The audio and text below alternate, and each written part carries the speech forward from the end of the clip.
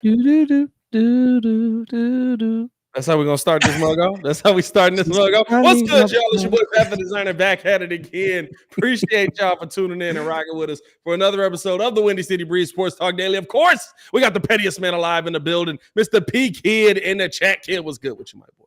Not much, man. Having fun. Having fun. Staying cool. As you can see, I got this Hey, jacket on. That means it's on Arctic blast in this piece. hey, Staying cool. I bro. hope y'all are I too. got the AC in the or not the AC. I got the AC at the crib blasting. I was nervous about the doggone studio because I was like, man, I got to get in the stew. Can't be missing time in there, man. We just gonna have to be hot today. It actually feel pretty good in here, but when you walk downstairs, I swear to God, the walls are sweating. Like I'm not gonna lie to you. Like literally, you can physically just be like, "Oh, it's that's tough." I feel Hey, that. travel time to the studio was like increased by another hour. I was like, it's a bad day to be stuck in traffic, dog. Hey man, It's we a got a lot bad to get day. into, man. Justin Fields is playing. P Kid did call that one. I thought there was no way you were going to throw this kid out there, especially behind this makeshift offensive line that we putting together. But hey, we're going to try and figure out what's going on with that. Also, the rest of the starters going to play as well. So we got to get into that. Cole Kmet's fine, apparently. So, that's a thing. So he'll play as well. Are the Bears realistically interested in Johnathan Taylor? Courtney Cronin talked on today's episode of the Chicago Bears podcast. She says, pump the brakes, Bears fans. We'll talk about that. And should the Bears make the call on Chris Jones? Seems like Chris Jones might be he said week 8. They asked him when he was going to be back. He said week 8. Jesus. So we'll talk about that and all that You more. mean And of half the course, it's season? 8:24. Got to show love to the man, the myth, the legend, the great Facts. one, Kobe Bryant. On today, Kobe Day, and they're unveiling the statue. All that and more today's episode of the Windy City Breeze Sports Talk Daily. Hit that like button, subscribe to the page, and make sure y'all hit that bell. 50% of y'all not subscribed to the channel, even though we giving y'all this daily content, man. Appreciate y'all for showing love. Let's jump into the show, man. Let's start it off here. Justin Fields is going to play. Matt Eberflus talked today. By the way, hold on. Quick shout outs. Black Dank in the building was good. Weeze in the building was good. Dimitri in the building was good. Mike Nice in the building. Donkey Kong in the building. I don't like Donkey Kong. I don't like that name. I don't like that Donkey name. Kong. I don't know. I feel like he's using that in the wrong sense. Torian in the building was good. Dan Tavius, what's going on with y'all, man? Appreciate y'all for showing love. Justin Fields is going to play. Matt Eberflus talked about today at the podium. He said that Justin Fields is good to go, and that they're going to run him out there and give him time with this starting unit. Is this the smart move? Now, I know you said, right, kid was big on, listen, this dude ain't did nothing to prove that he shouldn't be out there. You need to put him out there. But now you're throwing him out there behind an offensive line that, if we being honest, it might be Doug Kramer. Lucas Patrick hasn't practiced the last couple of days. He's been in and out.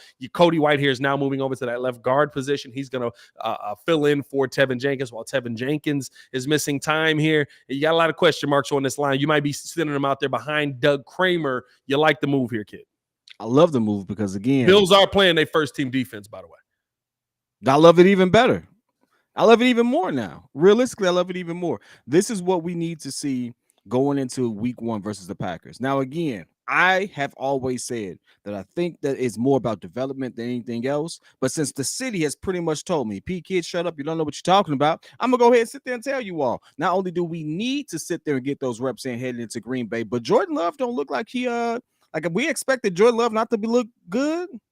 He started to clean up a little bit late. A little late. He started to clean up a little bit. Now, he had enough time to camp in that joint. He could have sat there and made a makeshift fire and everything like that. But guess what? That tells me that his line is keeping it together. And if his line can keep it together, guess what? Anybody can sit there and look good behind that line if it's going to give them that much time. I mean, and I do mean anybody. So, I mean, realistically, we are all this is all in preparation for Green Bay. And so this is going to be our first time seeing them against a real defense. The Bills is running out their best.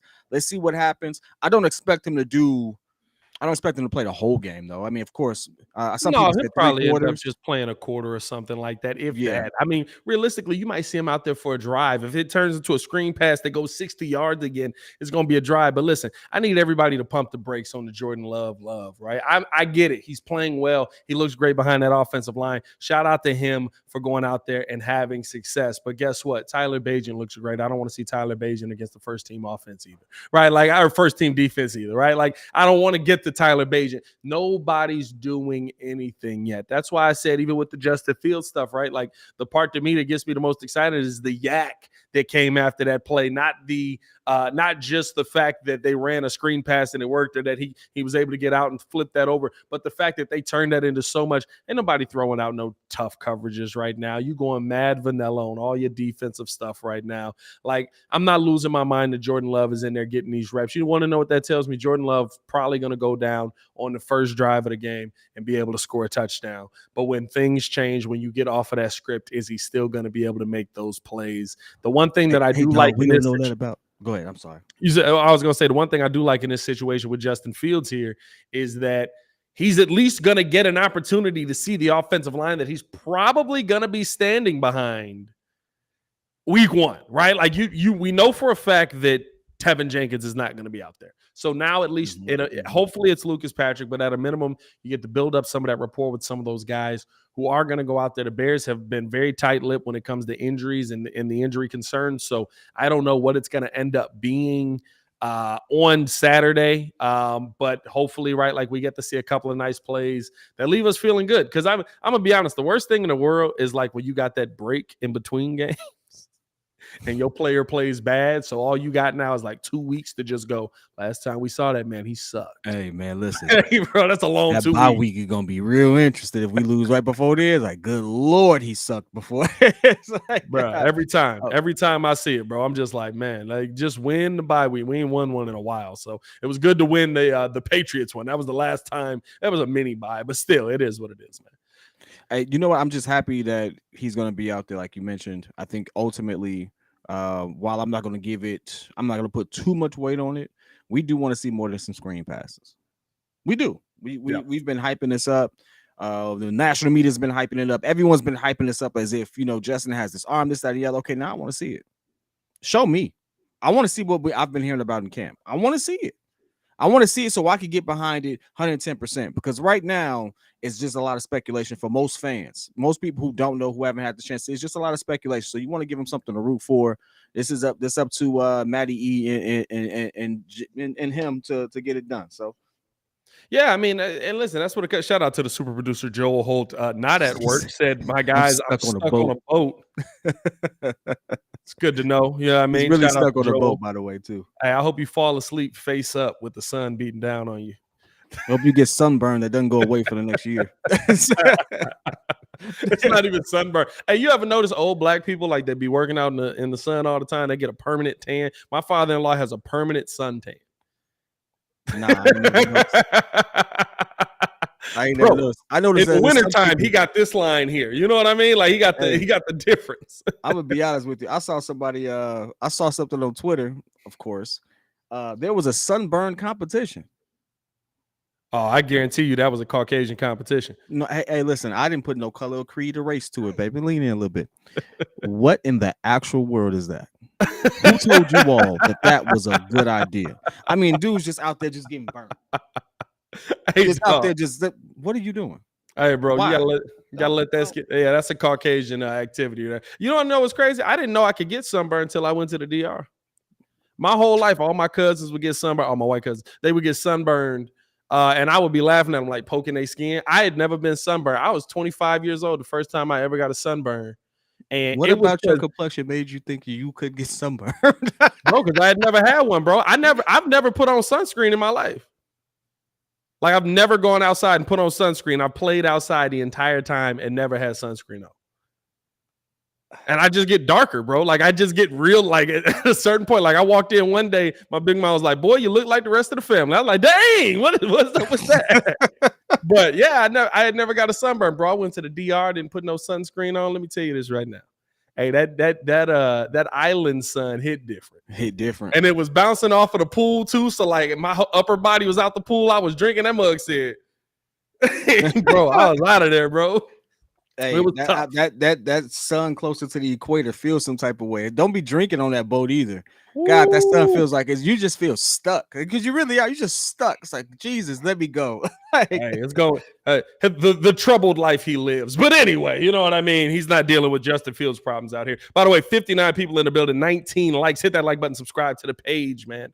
But no, I look at this as a situation. I guess I'm gonna try and take the positives from it, right? We get to see Tremaine Edmonds go out there and make some plays. He's somebody who's trying to ramp up here. We're gonna get to see Justin Fields, Darnell Mooney, hopefully get a little bit more work in. That's something that we haven't seen pretty much most of preseason because Justin didn't play game 2. They only ran 7 plays in game 1, and 2 of them went for touchdowns. You know what I mean? Yep. So I think that seeing the dynamic of what wide receiver 2 and wide receiver 3 are going to be, I don't need to see much from Equinemius St. Brown. But outside of that, like I don't need to see a ton. Like I don't need to see a quarter. I don't need to see a half. I don't need to see you risking Justin's life. The dumbest thing in the world to me is what Sean Payton did. I don't care what nobody says. Sean Payton sitting out there running Russell Wilson into the second quarter because I want to see something good from him before we leave. I want to see something good. You want to know what wouldn't have been good? Because your season's over the second Russell Wilson gets hit and he's down. That's the end of the Broncos season, first year there. And that's not a situation that I want to see the Bears put Justin Fields in. So I think there's a lot of excitement around this team. It'll be fun to see it. Kid is going to be handling the live call. I was going to be on that live call as well, but the tough part is, network live calls. You know what I'm saying? ESPN said, "Hey, we got to get you on. Got to get you on this national show." Actually, Yurko had something else to do today, so they called me. No. So yeah, hey, man, don't down yourself. The national they say, "Hey, Pat, no one else can do it." Hey, it's pretty dope to me. It's pretty dope to me that on a Saturday when everyone's going to be watching the Bears, they willing to call me to come into ESPN and be on the radio for the network show. So I'll be live for the network show. We'll be tuned in. On Jordan Love might be better than Justin Fields. We'll see. Donkey Kong, sit here. Listen, you know what? I was gonna let you live, but now all of a sudden you come in here with this negativity, and then on top of that, you didn't even spell Justin right. Who's Juicing? Who's that guy? That's right? Juicy Smoulier. Hey, guess what? Yeah, he's definitely better than Juicy Smoulier. Right?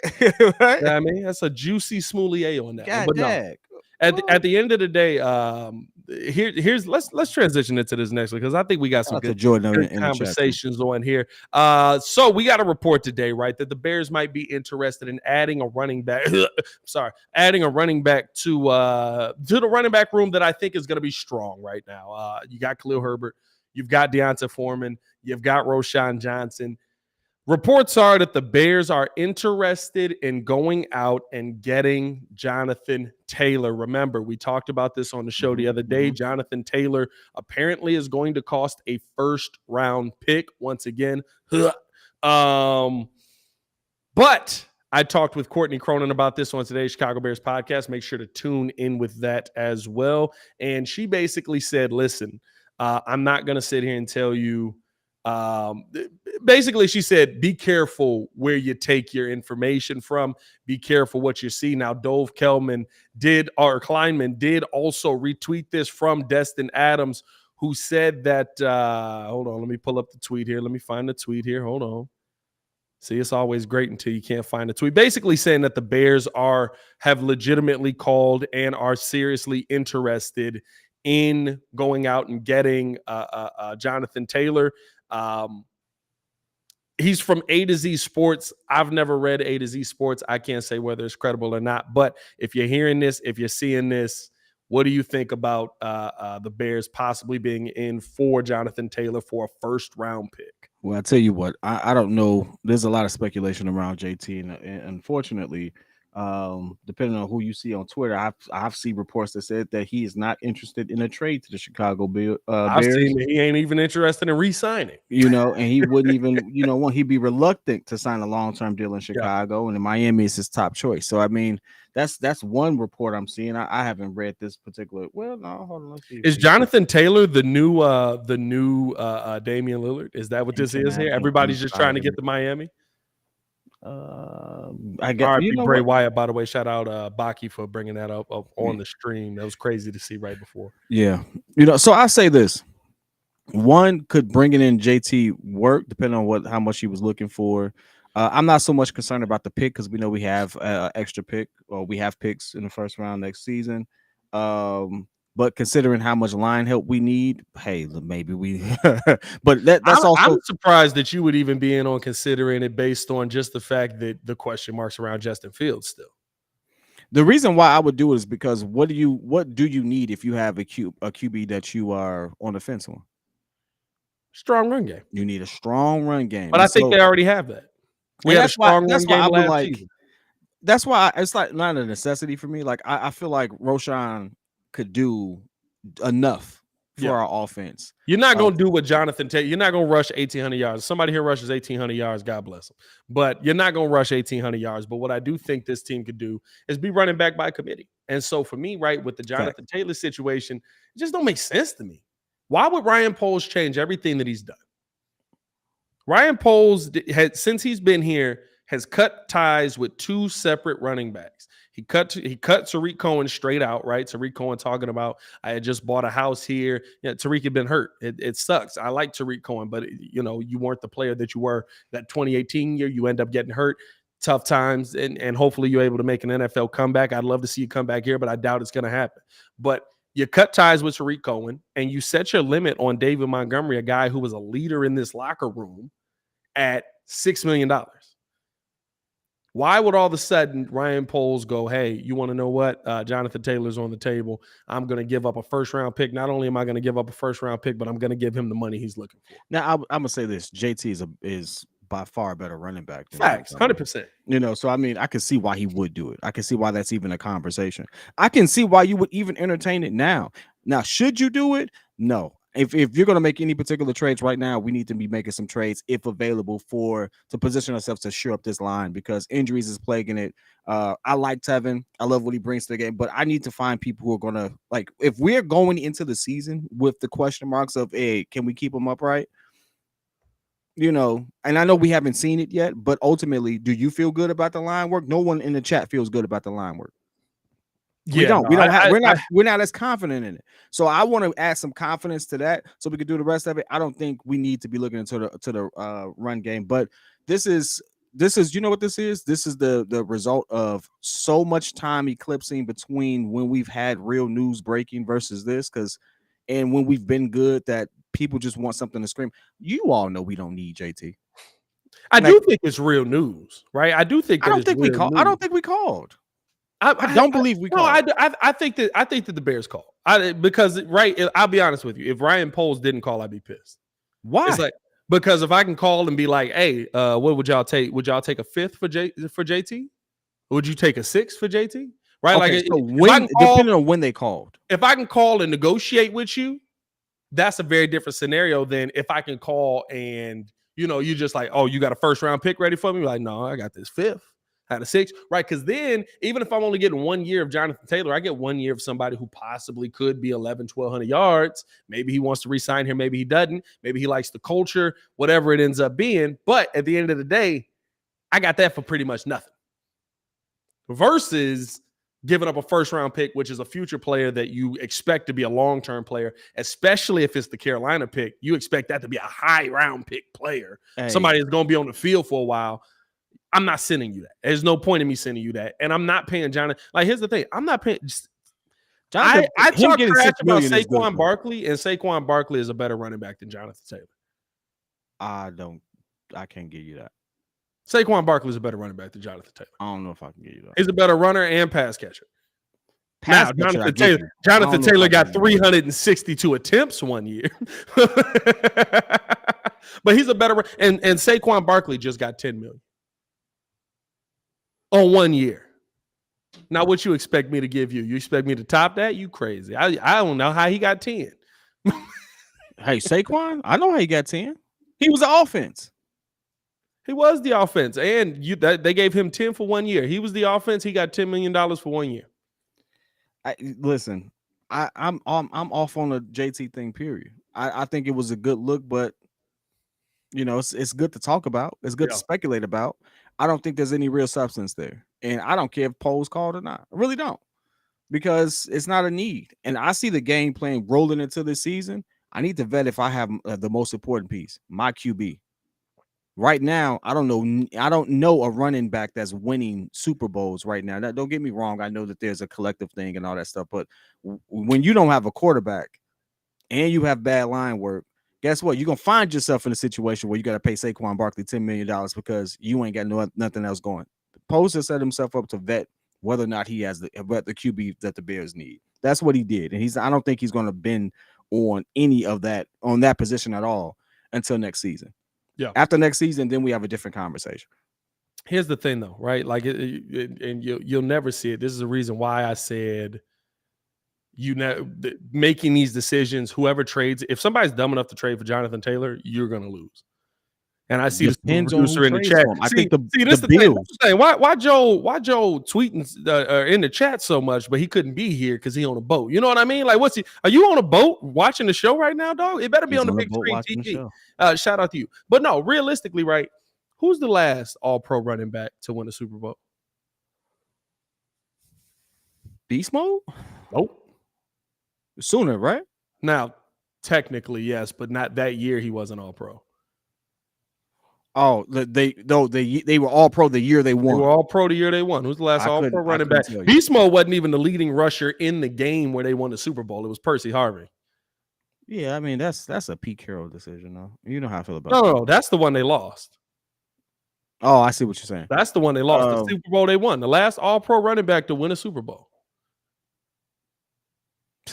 I'm about to say Marshall Faulk. No. You're right. Marshall Faulk. Wow, 1999. Rams. That's the last all-pro running back to win a Super Bowl. That's why you don't trade pieces like this. Johnathan Taylor's amazing. I can get 3 dudes that put together. I can Jason Giambi this thing in Moneyball, right? We can't replace Jason Giambi, but I can get 3 dudes that can hit whatever it was, 245 and get on base. Terrell, I was thinking Terrell there. I thought that was too far back, but Marshall Faulk was. Marshall Faulk, 1999, last all-pro running back to win a Super Bowl. That's why you don't because running backs don't get you there. Running backs don't do that anymore. It's a very different NFL, and that's okay. You still need a running back. I'm not saying you don't need a running back, but guess what? Johnathan Taylor's on his rookie deal. He's 24 years old. He's already logged 1,800 yards in 1 year. Am I going to find another JT? No, but JT might not be able to be JT again. I mean, he doesn't have to run for 18 anymore, but if he can get you 1,200 a year, I mean, that's a good running back, depending on how you use it. I get you, but my point with all of that is, right, like over 2,000 all-purpose yards. When you run somebody into the ground, they rarely come back that same guy. They rarely have that back. That's why I say Derrick Henry's a freak of nature. He's one of the few running backs that I would pay. That's why Adrian Peterson on that list, Walter Payton on that list, because legitimately, those mugs ran for over 1,000, 1,200, 1,300, 1,400 yards every single year. And you just be like, oh, wow. I expect that from this dude. I don't expect that from Johnathan Taylor. I don't expect it from Saquon Barkley. Only reason I expect it from Saquon is because they be like, give him the ball. You know, I'll be honest with you. I see what you're not wrong. That's where the NFL is going. That's what the trend is showing you. And that's why we want a high-powered in the air offense. So from those perspectives, hey, I see exactly where you're going. I think JT's worth more than what you give him credit for. Like, I disagree with that, you know, and obviously we're just splitting hairs there because I know I can argue with you that he's better than what you're giving him credit for, but that don't mean we need him on the Bears. He's great. So at that point, like, you got it. Like, I don't want him on the Bears, but I hope he lands somewhere. And I can see the Bills trading for him because of the speculation there, and they haven't had a good run game. Or they're not known for their run game. And I can see that actually working out for what they do to mix it up a little bit, because there's one thing you know what's definitely going to happen. You know that Josh Allen's putting that thing in the air. You know it's going to be about 600 attempts a year. And you know he may have some moments where you're going to get a couple pickoffs because that's what he's going to do if he's not running it himself. And if he does less, they probably win more. So they probably need someone like him. We don't need that. We got so much stuff we're trying to figure out. It's just one of those things where if he goes to Miami, great. If he goes, the only place I don't want to see him go is Green Bay or Minnesota. Don't come to my division. But just don't do that. Just stay out my division. You good. You good, baby. Go make your money somewhere else. Just don't come over here. Here's the thing, right? I think even with that, right? Like think about the teams that could use a running back. Like Minnesota's a great name.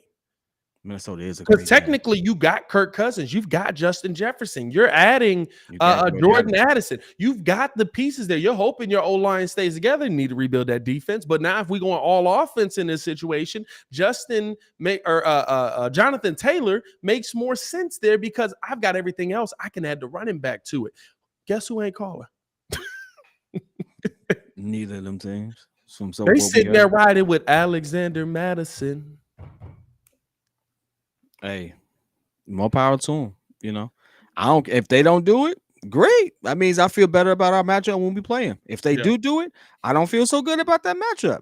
I'm just saying, hey, I had us splitting our series with Minnesota. I had us splitting our series with Detroit, and I had us maybe splitting our series with Green Bay. That was like an iffy one, depending on how Jordan Love looked. If Jordan Love came out looking like a good QB, I was gonna split it. If not, obviously we're gonna walk away with it.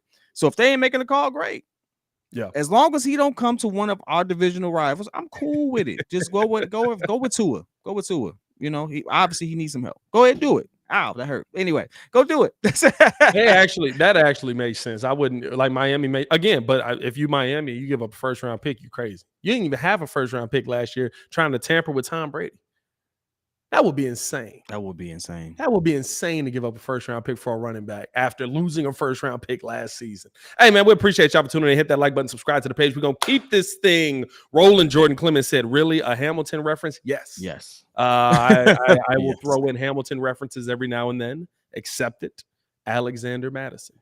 That'll happen a lot on the live call. Alexander Madison. Oh, wow. You really need to run that thing on. And then I know we was going to get into it, but we was going to get into it. And let's keep this thing moving along. Appreciate y'all for showing love, man. Another call that the Bears could possibly be in on, or this is more so me asking, right? This is more so me asking because the defensive line is still, right? We feel better. Yannick Ngakoue. Do we though? Should the Chicago Bears be looking to call on Chris Jones of the Kansas City Chiefs? Chris Jones. Who? No. Hey, what happened to that guy? I think he's still dropping music, honestly. But hey, Hey, he a Texas rapper. They make money down there. Man, they make money. Ridiculous. But no, honestly, Chris Jones, right, is basically in a situation now where he's probably not going to play for the Chiefs again. Like, it's getting ugly. He was in a conversation and a back and forth on Twitter where somebody tweeted at him and said, at Stone Cold Jones, so when are you going to show up? Because you've been playing too much on Twitter and social media. You've been an all-pro social media during training camp. You're under contract this year. Correct for how much money? Man, it must be rough to live on $20 million. Chris Jones' response, week 8. Somebody then tweeted him from Arrowhead Live and said, that'd be a hefty tab. His response again, I can afford it. Now, I will say, social media trolling is phenomenal right now. His game is on. His game is on point on the social media game. But it seems like Chris Jones is not going to be a part of that Chiefs front long term. Should the Chicago Bears be in on Chris Jones, who I'm not going to lie to you, like, now I'm still not giving up a first, but I'm more intrigued. But that price tag going to be just as high. He's a guy I'd be willing to pay for, though. So realistically, what's your long-term play? Are you going to give him the money he's asking for? Yeah. Is he worth it? Or just like you mentioned with JT, and this happens with a lot of players, especially on the defensive end, have you seen the best from him already? Yeah. Are you going to be able to replicate the success that you've seen with him at the Chiefs? Mind you, it's the Chiefs. For whatever reason, whatever's been working over there has been working. That don't mean it's going to work in Chicago. Can you replicate that? And is that worth $30 million to experiment with? Now, this is an interesting take. Shout out B. Bill. He says, the Chris Jones move is a move you make when you're close to winning a Super Bowl. We're not there yet. I don't disagree with that. I don't disagree with that. That's a bar. Here's the thing, right? When you're close to winning a Super Bowl, are you in a position to get a guy like Chris Jones? You would have a defensive line where now you are adding Yannick Ngakoue to Chris Jones. That changes your defense, or Yannick Ngakoue and Chris Jones together. That changes your defensive line dramatically, along with Marcus Walker being on there. But I can't sit here and say that Beal is wrong when he says that, basically that you go out there and you make that move, right? That's a Mac type trade because it's going to cost you more. I don't think it costs you multiple firsts. It might cost you one first, but it's going to cost you a first and some more draft capital on top of that. I mean, Why wouldn't it cost you multiple firsts? Because he's 29, so I think you could get it down. 29 years old, two Super Bowls, right? On top of that, him going to they consider that championships, right? You know what I'm trying to say. AFC championship. There you go. Talk to me. Yeah. Like that type of experience, those deep playoff experience, mind you, more than anybody on the Bears at this point. Why wouldn't they ask for two first? Why would that be beyond the realm of possibility for them to ask for that? I think they can ask for it, right? I think they might be able to get the equivalent of that. I don't think that Ryan Poles would trade you two first. Ryan Poles' approach has been the same, right? The one thing, Ryan Poles is like a Star Wars movie. I can tell you how every movie's going in based on how all the other movies have gone. Like Ryan Poles is not going to take the Ryan Pace approach where he's going to swing big. Think about this. He waited out Yannick Ngakoue, who wanted a multi-year deal at basically $11, $12 million a year. We got him on a 1-year deal for 10. He's not going to deviate from what his plan is to go out and get the big splash name. That's a Ryan Pace move, right? That's Mitchell Trubisky. That is who's the other? There's another defensive player we traded a lot of capital for. I can't think of his name right now. Right? That's going out and getting Khalil Mack. That's going out and getting, right? Like, I don't see Ryan Poles doing that because everything we've seen from him has absolutely been measured. It's been, okay, I could give you this. We haven't seen him get fleeced. Maybe people think the Chase Claypool deal is a fleece. But that's TBD. We don't know. That one might be. You never know, right? That one might be. It ends up being you got to have a QB to get him the ball at this point, and you got to see that. So I mean, like we didn't see enough of that. It was in a new offense. It's way too soon to say what that would have been. And then on top of that, you look at who we could have drafted with that particular pick. You don't know what that kid's going to look like, right? So that's way too early. I'm not gonna lie to you. He looked pretty good though. And I like that on the team. But no, we wouldn't be talking about Chris Jones realistically right now if we yeah, I see you. But I just think that, right, like I could see him going out and being like, okay, we're gonna offer you a first. Maybe they offer the Bears first, right? Because you expect to win more. So we'll offer you our first, maybe a future second and some fourth or fifths down the road, right? Where you can kind of take the lumps, but you get Chris Jones on top of that. The only thing for me is, like the one thing that to me would say I would be willing to do something like that if it was me is Chris Jones is basically the entire offense for the Chiefs. Like he's the entire defense for the Chiefs. He's the entire defensive line pretty much. Like you're talking about a guy who's had 15 and a half sacks, 9, 7.5, 9, 15 and a half sacks. The years where those sacks dip is basically because everybody was like, so we just got to stop Chris and we'll be good. Right? Like you got the Honey Badger and you had Chris. Chris stuck around.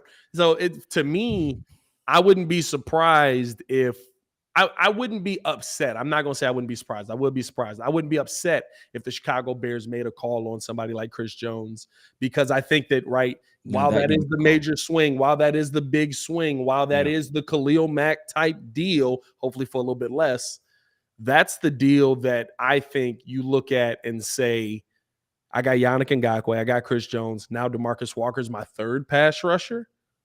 Oh, we could. I've rebuilt the monster in the Midwest for sure. Well, and I see it. And I totally get it. It all depends on how much it costs. Yeah. And I think the Kings, Chiefs are not going to let him just for nothing. Like we don't see that happening, right? And so no, I think it's going to be one of those situations where I think the equivalent of he going to spend some bread. And the question is, are you going to spend that type of bread on someone pushing 30? Whose best years may really be behind him. I know he's still up there as far as what we need. But again, you're taking 15.5 sacks. It's crazy that they don't want to pay him. I ain't gonna lie to you. Like here's the weird part, right? The I don't want to pay you always works one of two ways, right? It's either like I don't know why they don't want to pay. No, I'm gonna be honest with you. I don't want to pay you never doesn't work for the team. right? It never They doesn't work always end up paying. because here's the thing. When you're 29 years old, I don't want to pay you. You say, okay, I'm a holdout. You go to another team. You have a year, maybe two. They paid you for 4. Then we have 2 years on the back end where we sit there and just talk about this dude like, man, can you imagine if the Chiefs paid him? Well, if the Chiefs paid him, he might have 2 more Super Bowls because he was a dominant player for 2 of those years, right? Like even the Khalil Mack trade, right? Like Oakland looks at that trade like they dominated that trade. They got all these draft now, granted, all the picks turned into being something terrible, but you got all this draft capital, you got all of this for Khalil Mack, and Khalil Mack came here and had a phenomenal year, but then he was hurt the rest of the time pretty much here. So I think that, right, like the team never loses out on that. You never really look back and go, man, that guy got fleeced in that trade. You usually look at the team that's making the trade and feel good about it. Yeah, I mean, I see what you're saying, but look at the example you just gave, right? Khalil.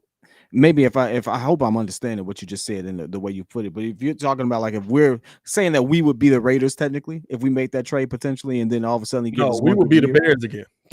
Well, we would be the Bears again. We would be getting a player. We'd be sending draft capital out. What I'm saying is the team that trades the player is always looked at better, especially if any of those draft picks hit. Oh, I see what you're saying. Got you. Like literally, like I get one dude that's a wide receiver. Maybe he's nowhere near as good as Khalil Mack was, but I got this great wide receiver out of that trade. And now again, Oakland got nothing.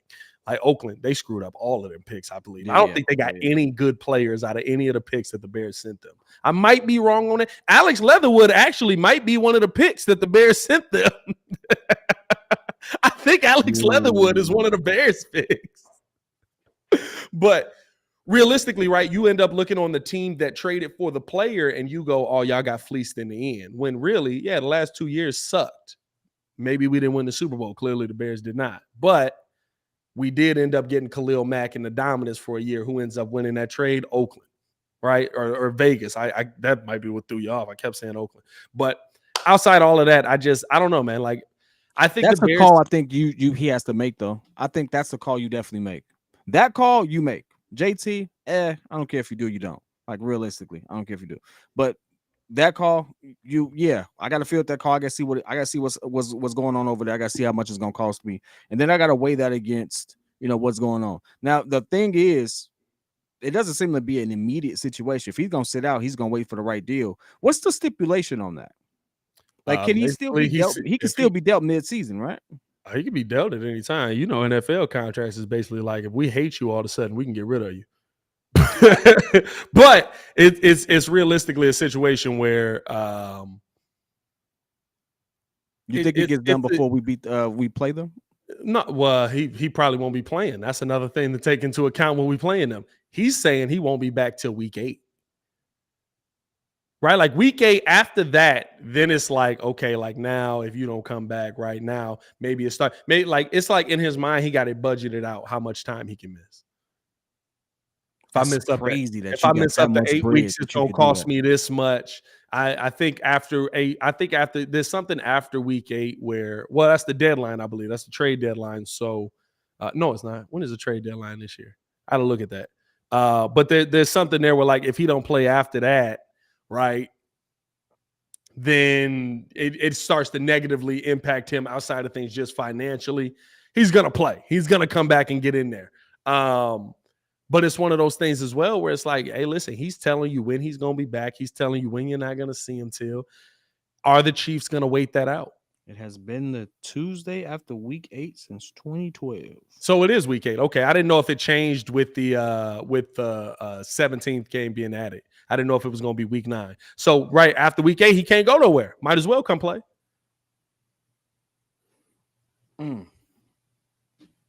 But then it's like, is the staff going to let you back? They probably, you Chris Jones, you got 15 and a half sacks. I'm probably going to let you back in here. Yeah, more than likely he gonna get let you know what I mean?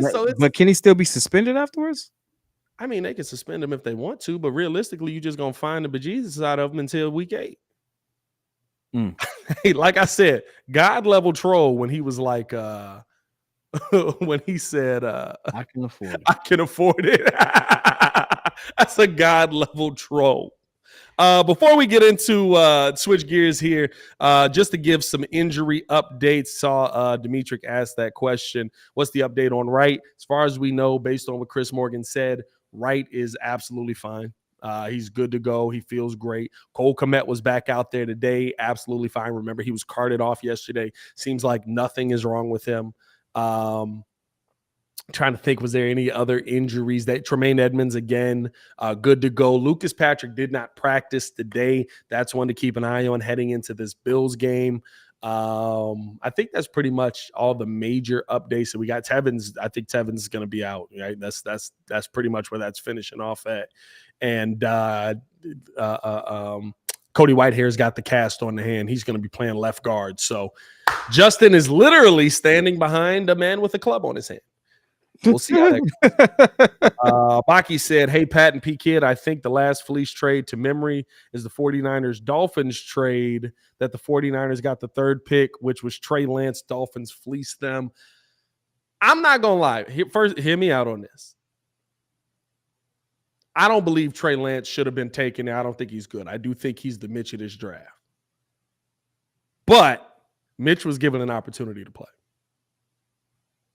Then how you gonna say he's the Mitch of the draft if you ain't seen him play? The man played 2 games. One of them was in hey, listen, it rained so bad.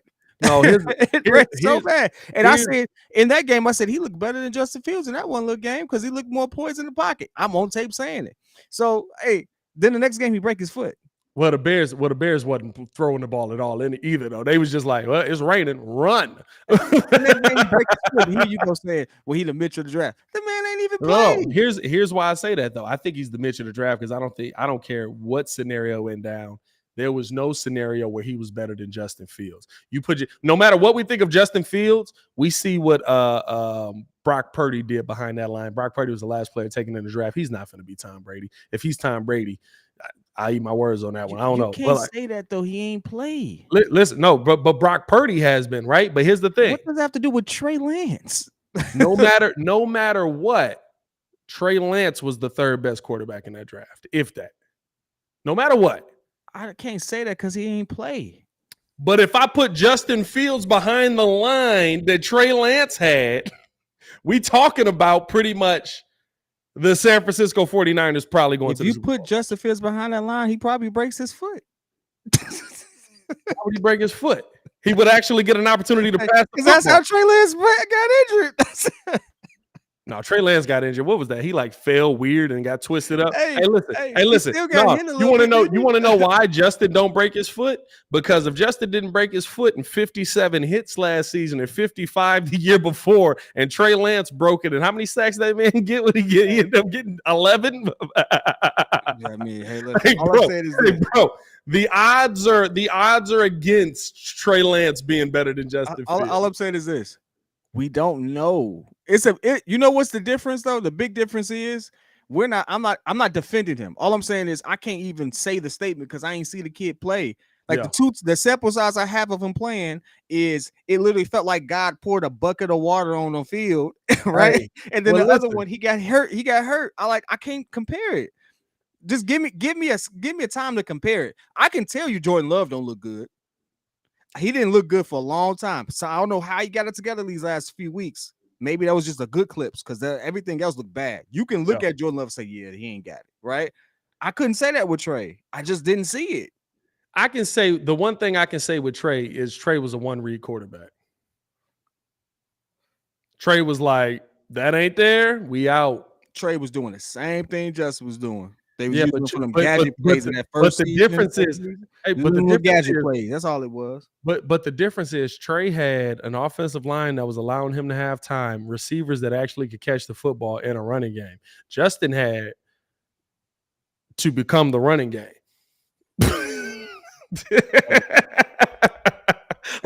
There's no way that Trey Lance is the. I can't say that. I'll say this.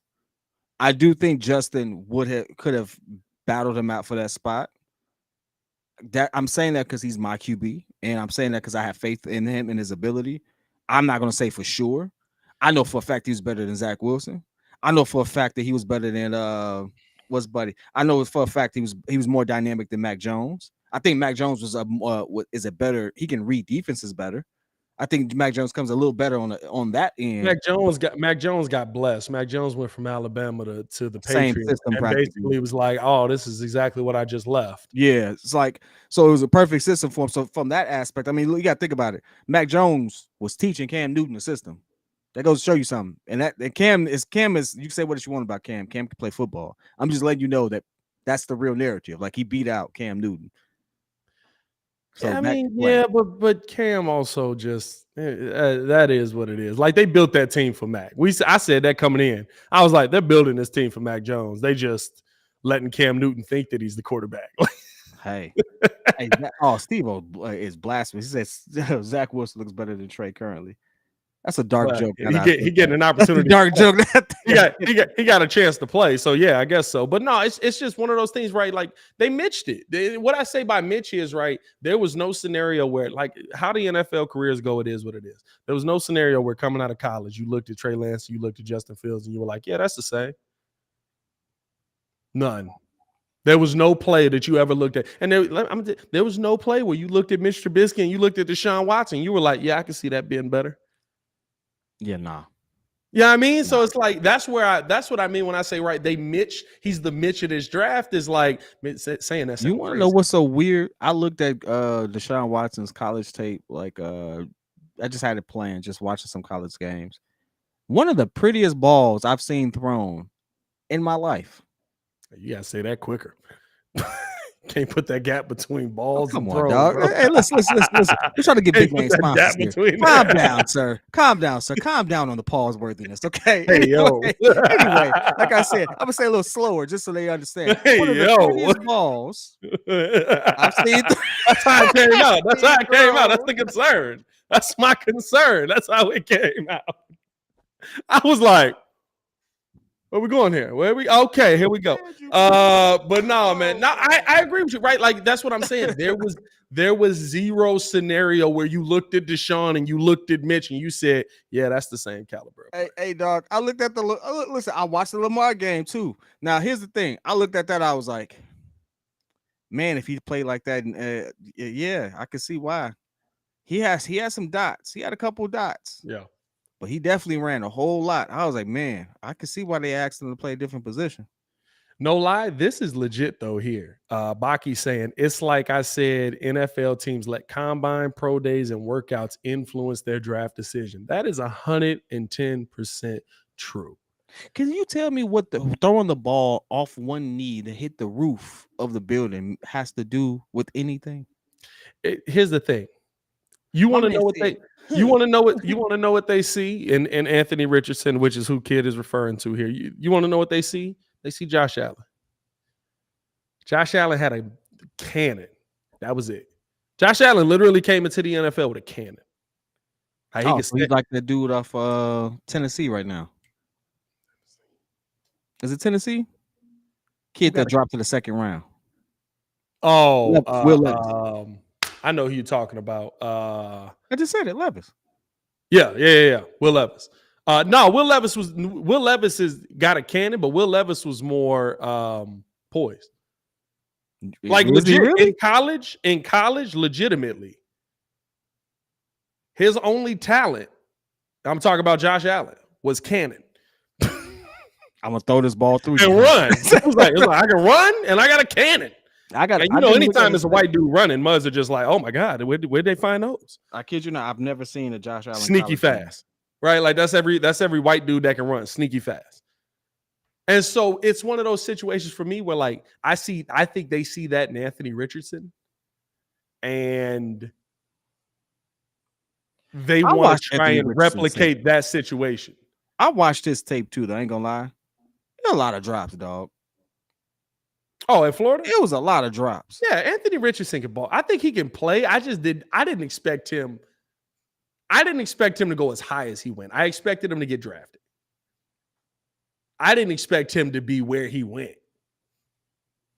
I thought you were going to end up seeing I thought Will Levis would have got picked ahead of him realistically, but Josh was going to Indiana. Josh was white Cam Newton, facts. I ain't never seen Cam Newton. Except Cam. Actually, no, Cam had No, better tape. I ain't Cam gonna lie. college tape is ridiculous. I ain't gonna lie to you. I ain't never seen Cam throw a pass like this a day in his life. That's cap right there. No, Cam college tape was ridiculous. Cam Newton was a heck of a college quarterback. Florida was salty when he left. I ain't gonna lie to you. Like they was like, oh, we got a guy. Yeah, I mean, but it is like they fall in love with these guys' tape at these combines and these pro days and whatever little and here's the thing. You want to know what GM's problems be when they end up getting fired? They want to look like the smartest dude in the room and like they found a secret. Everybody can't do I that. found Patrick Mahomes. I found the next Pat Mahomes. No, you didn't.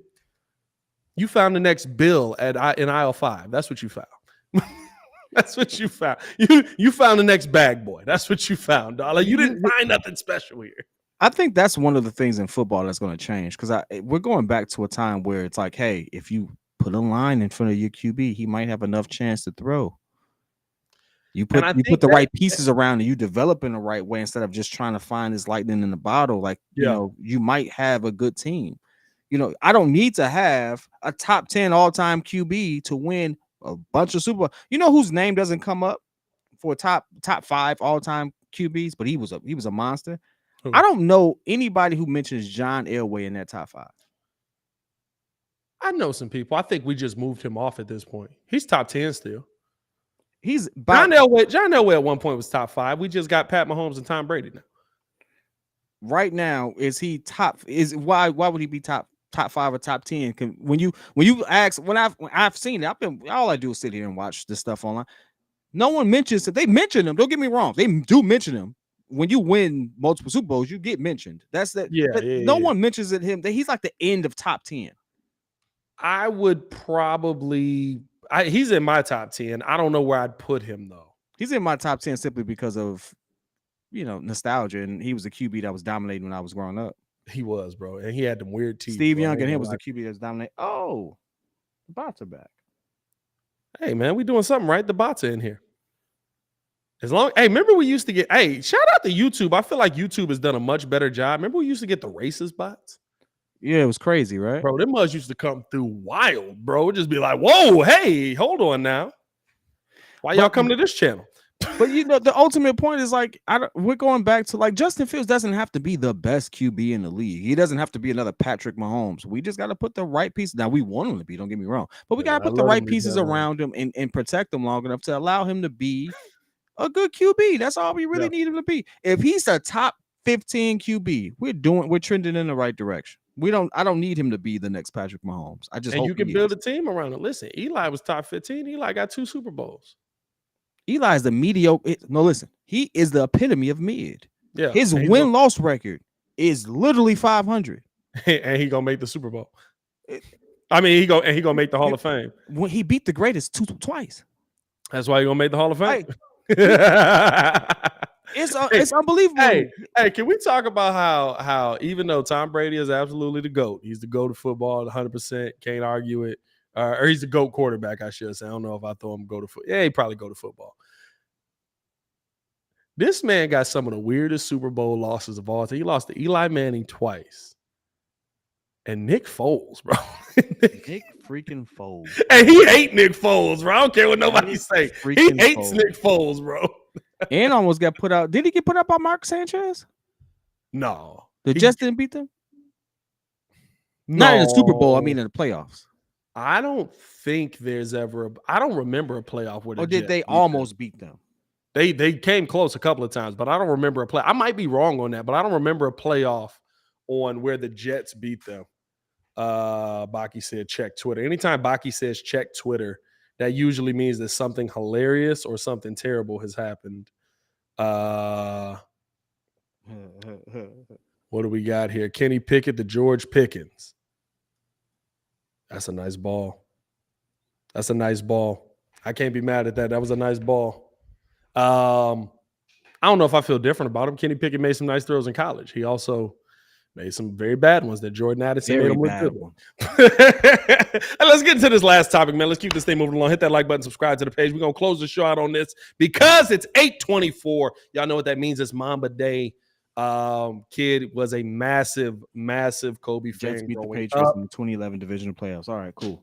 I was okay. I'm all right. I Okay, remember okay, that. okay, I remember okay. that. Mark I kind of Sanchez, vaguely remember that. I it was his vaguely best remember game that. in life. It was it's his Yeah, only game in yeah. life, bro. I vaguely remember that. But kid, massive Kobe fan. I was a fan more of Kobe after basketball, mostly because he was dropping daggers on the Bulls pretty much anytime he played them. What's your biggest Kobe memory, man? What's the biggest takeaway from what Kobe brought to you? I remember hating Kobe up until they played Philly. And it was one of those things where I didn't like him simply because one, I felt like he was cheating next to Shaq. But then it was just watching him out of the pure like, why do people like him so much? Pure admiration of it. To like, yo, this kid really got it. And then going back and realizing, oh, he was 17, 18 in these drafts. And like, so and looking at why he did it and stuff like that. So there's just a sheer determination just to get the most out of yourself and make the most of your opportunity. That's Mamba mentality. But it wasn't called Mamba mentality then when we were coming up. It was something different, something totally different. We were just appreciating his drive and his grit, and just to see all that the trials and stuff he had gone through. So to me, it was just it's a career in life example of what true resiliency can do. Because right now, I mean, no matter what, you can't say Kobe's not one of the best players to have ever played basketball. You can't say he's not one of the most influential players to have ever touched a basketball. You just can't say it. Yeah. You can't say that he didn't really try to be the greatest two guard or the greatest of all time. Oh, he Like, gave it a heck of a try. I'm not gonna stop with you. hey, Listen, he said I was coming for Mike, bro. He gave it a heck of a try. and in some ways, he was better than Mike in some ways at his peak. He was a more skilled. Mike was just better athletically. Was gifted, more physically gifted than Kobe was. Mike had incredible hang time, all that stuff. But Kobe gave it such a good run. It was just like, yo, like that 05-06 season, Jesus. Yeah. Like, just go back and watch it. Go back and watch it in that one season to make you forget all about what James Harden did and stuff like that. So it was one of those things where I was so enthralled with what he did as a player that when I finally tapped into who he was as a person and seeing how he thought and how he dove into different challenges and stuff like that, it's something I wanted to mimic. Something like as I move forward in life, I want to, and I was really anxious to see what he was going to do in his second half of his life and his career. And I'm really sad they didn't get a chance we didn't get a chance to see that. And I think that's the biggest missed opportunity there. Like, who knows what he would have done for the WNBA? Who Yeah. knows what he would have done for the game of basketball now and how it's like? Imagine people being able to go to Kobe and getting actual help on their game now, just based off the work that he's done and the camps that he could have done and stuff like that. Like, it's a lot of influence that was lost in that. So that's just Yeah.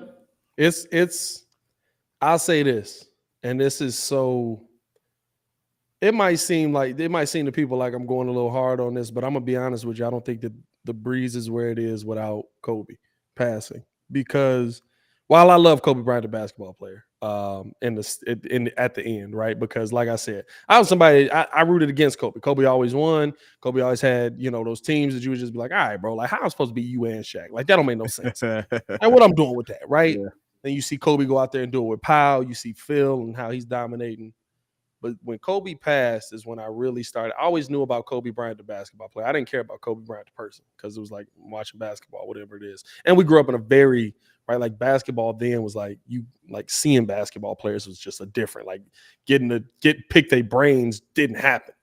You didn't have podcasts where you got to pick the athlete's brain and Nope. dissect and hear from them. So hearing anything from Kobe was just whatever you heard through the media. But when he passed, he left such a legacy behind him, an impact behind him with the movies he did, with how he talked at a lot of these things that ended up getting released, unfortunately, only after he passed, with how he talked at a lot of these TED Talks, different things like that.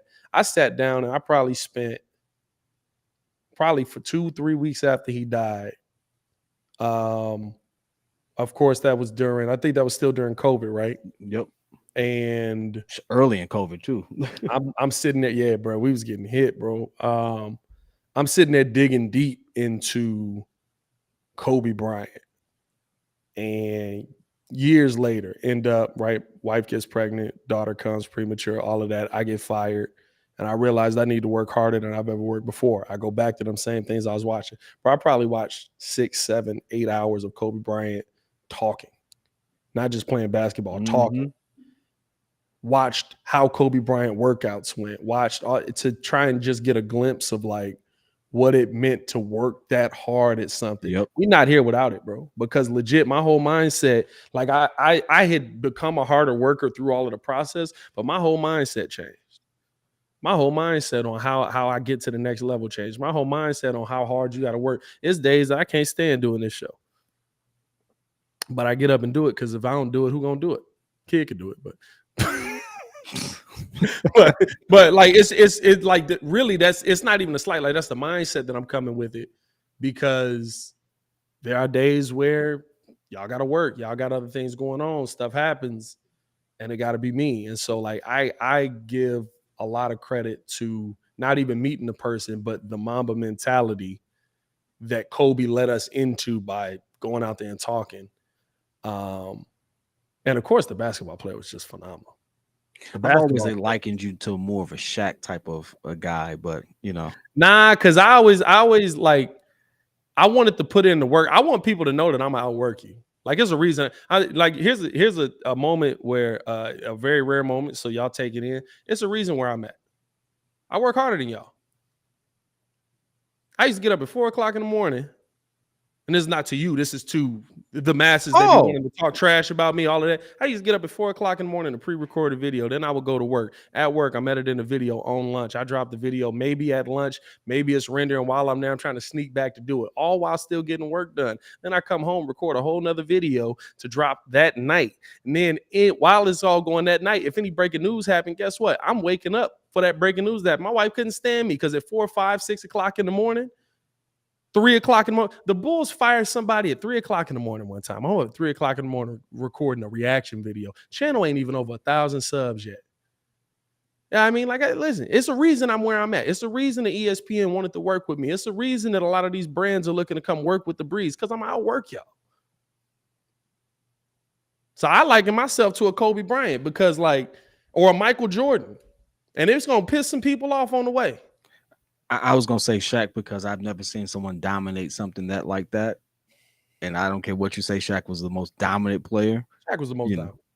Yeah, Shaq was the most dominant. I mean, hey, listen, that's a nice little run right there. And Shaq is still. You saw that Charles Barkley interview, or that Kenny Smith interview, where he was talking about how Shaq is in the back and he's DJing, taking deals with like the general stuff like that. The hardest worker. Shaq is working. Shaq is working. He just worked over stuff. If Shaq the businessman worked as hard as, or if Shaq the player worked as hard as Shaq the businessman does, Shaq would be the greatest player of all time, without a question in my mind. Kobe was right.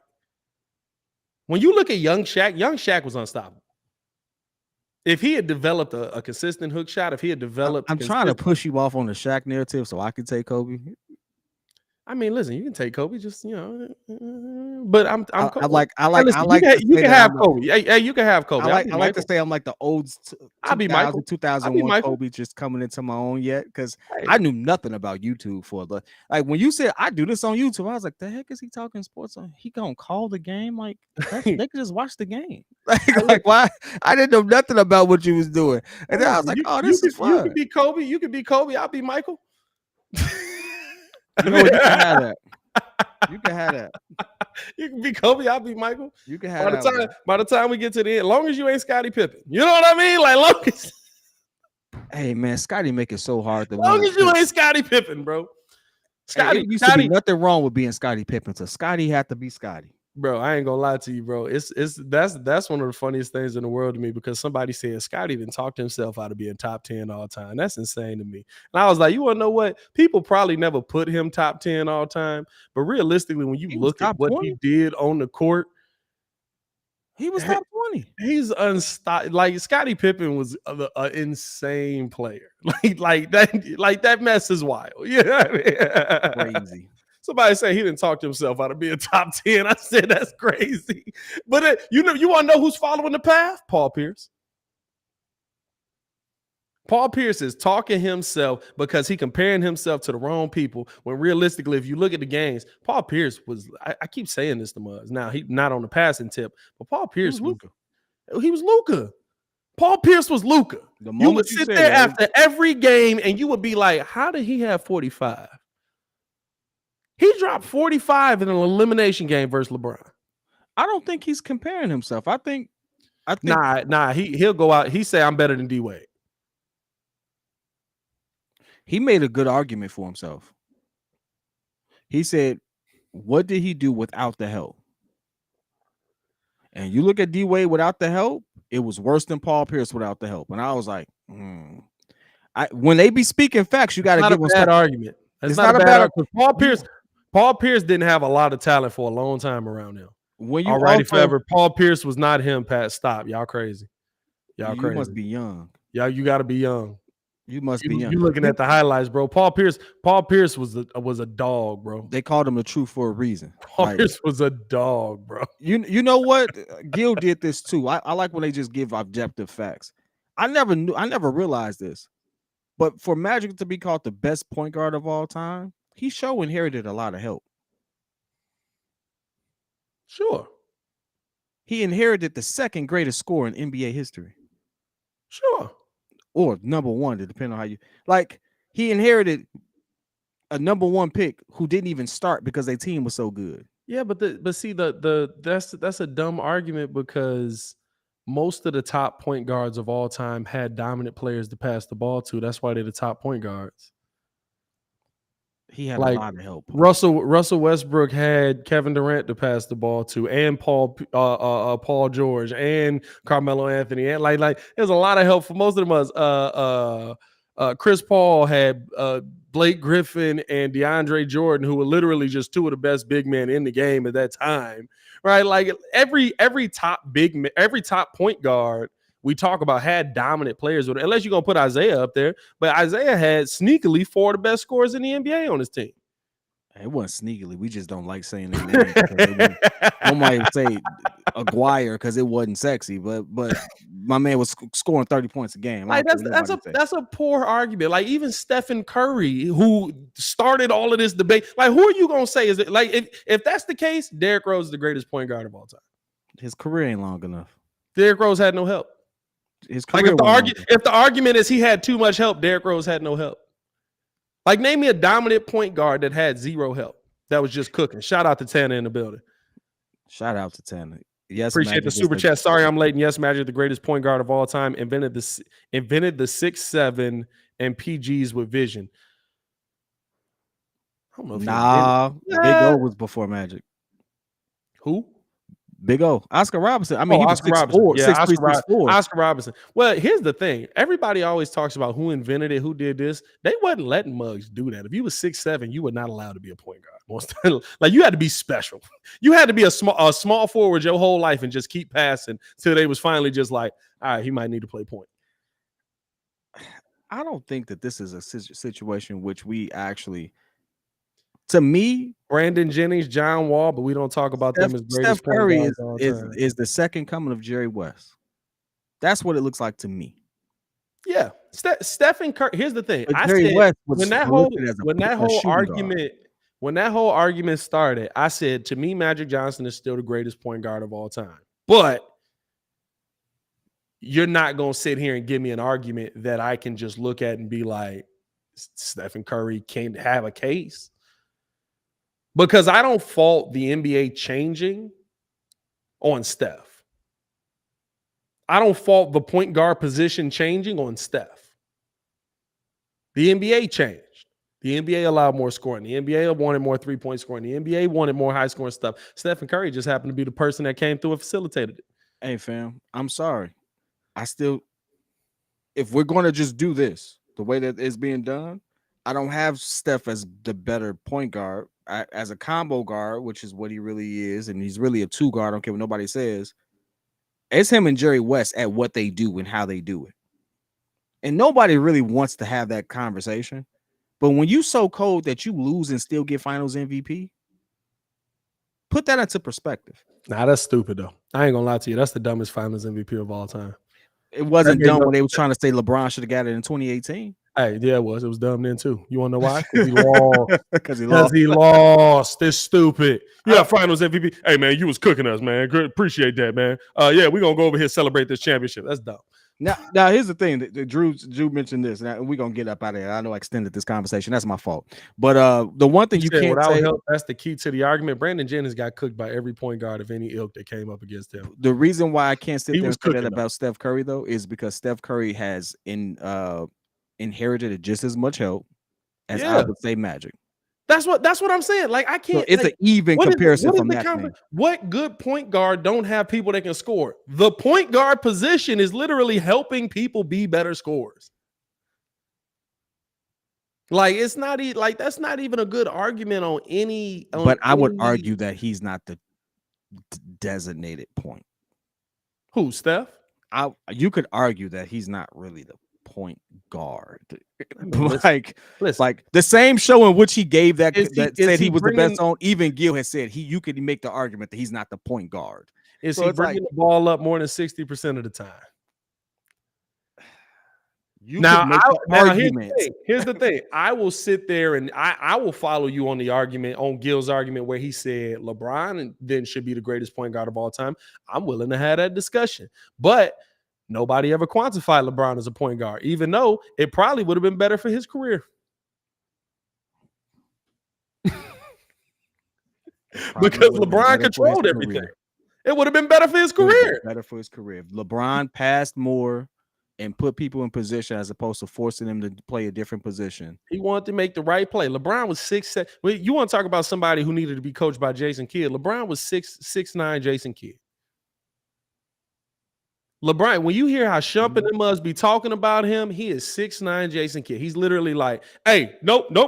My favorite thing, he said this Flint in Boston. He said, nope, he weak. He's shading off every time. We gonna keep running this play to his side until he play up. And he threw that play all the way over there. Every time.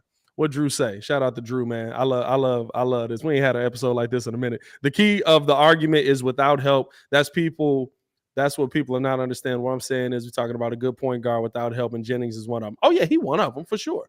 But Derrick Rose is better. Derrick Rose's best shooting guard of his time is John Salmons. What do you mean by without help? And how do you quantify him being one of the best? Like what? He's saying one of the best point guards that basically, right, like everything was on him to cook. Like the team was on his back. Like I'll agree with that. I'll agree with that. I don't know if I can give you that. Now B. Jaggs was getting cooked. Like, I ain't gonna lie to you. B. Jaggs was getting cooked almost anytime he went up against a legit point guard. For how much Milwaukee loves B. Jaggs, you would think this man was Michael Redd. Yeah, I don't know. And you want to know their reason for why they like Brandon Jennings over Michael Redd? Because Brandon Jennings stayed around Milwaukee. That's the only reason, bro. I swear. Hey, listen, I'm gonna be honest with you. This whole point guard conversation, I had this argument. I said the best argument you can have is who's the best point guard. It's the best argument because it's the one where you can really dig into it. It's not necessarily about how many championships you won. It's not all about God-given talent. It's not all about that. It's just all about how you set your team up and stuff like that. So it makes it more intriguing. Yeah. When you go to shooting guard, you're looking for who scored the most and who dominated that position, who won the most. I'm looking for it. And it's shooting. Here's the thing. At point guard, right, it's all about how you set everything up. At every other position, it's about how do you play on both ends. Except maybe center. Center was so long, it was about how you were defensively. It was about how you play on both ends. Why Michael Jordan is the greatest shooting guard of all time, and it's unquestioned, is because Michael Jordan was the best offensive and defensive player on the court just about every given night. From day one. Day one. His rookie of the year season was Kobe Bryant's MVP season. Statistically. Yeah. Jesus. Hey man, we didn't let's get up out we here, gotta man. have a special addition to this. Hit that like button, subscribe to the page. We'll be back tomorrow to close out the week, man. Windy City Breeze cooking every Monday through Friday. So stay in tune with us, man. Keep an eye out on the content. If you haven't hit that subscribe button, hit that subscribe button, hit that like button, and make sure you got that notification bell on so you're notified every time we go live, even though sometimes they be tripping. That ain't what Scotty says.